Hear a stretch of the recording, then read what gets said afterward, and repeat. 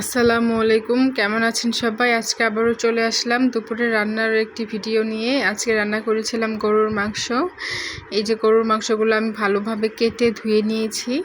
এখন এখানে পরিমাণ মতো সকল প্রকার মশলা দিয়ে দিব। প্রথমে দিয়ে দিলাম আদা বাটা 2 টেবিল চামচ, রসুন বাটা 1.5 টেবিল চামচ, হলুদ গুঁড়ো পরিমাণ মতো, মরিচ গুঁড়ো দিয়েছি 2 চা চামচ, ধনিয়া গুঁড়ো 2 চা চামচ, জিরে গুঁড়ো 2 চা চামচ, লবণ পরিমাণ মতো এবং সামান্য কিছুটা তেল আর কিছু পেঁয়াজ কুচি নিয়ে এখন মাংসের সাথে ভালোভাবে সব কিছু মাখিয়ে নিব। মাখিয়ে রান্না করলে কিন্তু মাংসের ভিতর অন্যরকম একটা ঘ্রাণ বের হয়। আমার কাছে তো ঘ্রাণটা খুব বেশি ভালো লাগে। এখন কি কড়াইয়ে পরিমাণ মতো তেল দিয়ে দিলাম। এখন কিছু গরম মশলা দিয়ে দিব, তেজপাতা, দারচিনি, এলাচ, যে গরম মশলাগুলো আমরা রেগুলার ব্যবহার করে থাকি। এখন কিছু পেঁয়াজ কুচি দিয়ে এগুলো ভালোভাবে ভেজে নিব যতক্ষণ না কাঁচা গন্ধ দূর হয়ে যায়। এর মধ্যে কিছু ঢেঁড়স ভাজি করব, তাই ঢেঁড়সগুলো পানিতে ভালোভাবে ধুয়ে নিচ্ছিলাম। আজকে ঢেঁড়সগুলো কিন্তু অনেক বেশি ভালো ছিল। আর এদিকে পেঁয়াজ ভাজা হয়ে গেছে। এখন মাখিয়ে রাখা গরুর মাংসগুলো আমি কড়াইয়ে দিয়ে দিলাম। এখন ভালোভাবে আবার একটু নেড়ে চেড়ে নিব। মাখিয়ে গরুর মাংস রান্না করলে আলাদা একটা টেস্ট পাওয়া যায় আর ঘ্রাণটাও ভালো আসে। এখন একটা ঢাকনা দিয়ে ঢেকে দিব আর বেশ কিছুক্ষণ সময় কষে নিব যতক্ষণ না অর্ধেকটা সিদ্ধ হয়ে যায়। এখন ঢেঁড়স ভাজি করব, তাই ঢেঁড়সগুলোও ভালোভাবে আমি কেটে নিয়েছি। এই যে ঢেঁড়স কাটা হয়ে গেছে আমার। এখন গরুর মাংসগুলো আমি আবারও ভালোভাবে নেড়ে চেড়ে নিচ্ছিলাম। আর দেখতে পাচ্ছেন গরুর মাংস থেকে কিন্তু বেশ ধোঁয়া উঠছে।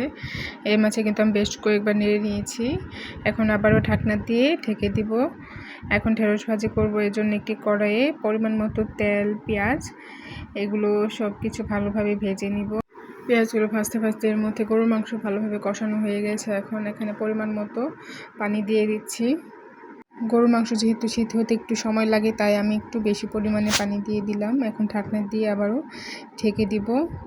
এদিকে পেঁয়াজ ভাজা হয়ে গেছে। এখন কেটে রাখা ঢেঁড়সগুলো দিয়ে দিলাম। এখানে লবণ, হলুদ গুঁড়ো, মরিচ সব কিছু দিয়ে দিব। ভালোভাবে নেড়ে চেড়ে আবারও ঢাকনা দিয়ে ঢেকে দিব। ভাত রান্না করব, এই জন্য চালগুলো ভালোভাবে ধুয়ে নিচ্ছিলাম। এখন কিছু আলু এবং 2টো রসুন দিয়েছি। আর এই যে দেখুন, কালারটা কিন্তু অনেক সুন্দর হয়েছে আর খেতেও কিন্তু অনেক বেশি মজা হয়েছিল। কালারটা তো অনেক সুন্দর এসেছে, লাল লাল কালার। এখন ঢাকনা দিয়ে ঢেকে দিব যতক্ষণ তরকারিটা হয়ে আসে। আর এদিকে ঢেঁড়স ভাজিটাও কিন্তু হয়ে এসেছে। এই যে দেখুন, ঢেঁড়স ভাজিটাও কিন্তু সবুজ সবুজই আছে কালার, এত ভাজা ভাজা করব না। ঢেঁড়স ভাজা আর একটু ভাজার পর আমি একটি কড়াই থেকে বাটিতে উঠিয়ে নিলাম। আর এইদিকে গরুর মাংসটা হয়ে এসেছে, কালারটাও যেমন দেখতে ভালো লাগছে, খেতেও কিন্তু অনেক বেশি মজা হয়েছিল। আজকের ভিডিওটি কেমন লাগলো অবশ্যই কিন্তু কমেন্ট করে জানাবেন। আল্লাহ হাফেজ।